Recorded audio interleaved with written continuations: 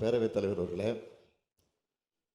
மாண்புமிகு உறுப்பினர் ஜி.கே. மணி அவர்கள் இந்த அவையில் மட்டுமல்ல, அவர் கட்சியைச் சார்ந்தவர்கள், அவர் கட்சியினுடைய தலைவர்கள் வெளியிலும் இது பற்றி தொடர்ந்து பேசிக் கொண்டிருக்கிறார்கள்.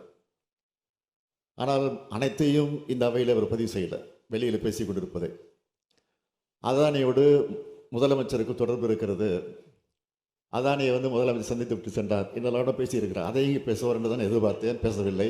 என்ன காரணம் என்று தெரியவில்லை. ஒருவேளை உண்மை தெரிந்து விட்டது அவர்களுக்கும் என்பது காரணத்தினால் விட்டுவிட்டிருப்பார் என்று நான் கருதுகிறேன்.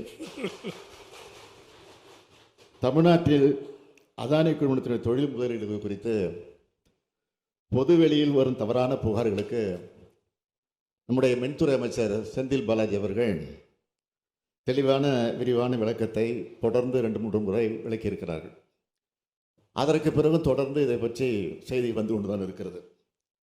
அதானி நிறுவனத்துடைய முதலீடுகளை வைத்து தமிழ்நாடு அரசுக்கு களங்கம் கற்பிக்கக்கூடிய நினைக்கக்கூடியவர்களுக்கு நான் எழுப்பக்கூடிய கேள்வி என்னவென்று கேட்டால், அதானி மீது சொல்லப்பட்டிருக்கக்கூடிய குற்றச்சாட்டுகள் குறித்து பாராளுமன்ற கூட்டுக்குழு விசாரணை அமைக்க வேண்டும், அந்த விவகாரம் குறித்து நாடாளுமன்றத்தில் விவாதிக்க வேண்டும் என்று நாடாளுமன்றத்தில் இந்தியா கூட்டணி கட்சிகள் முழக்கம் எழுப்பி வருகின்றன.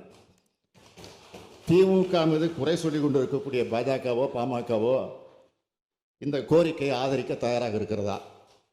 நாடாளுமன்றத்தில் நாங்கள் நாடாளுமன்றத்தில் வைக்கக்கூடிய கோரிக்கையை ஆதரித்து நீங்கள் இது குறித்து விளக்கி பேச தயாராக இருக்கிறீர்களா என்ற கேள்வி மாத்திரம் நான் இப்போது கேட்க விரும்புகிறேன்.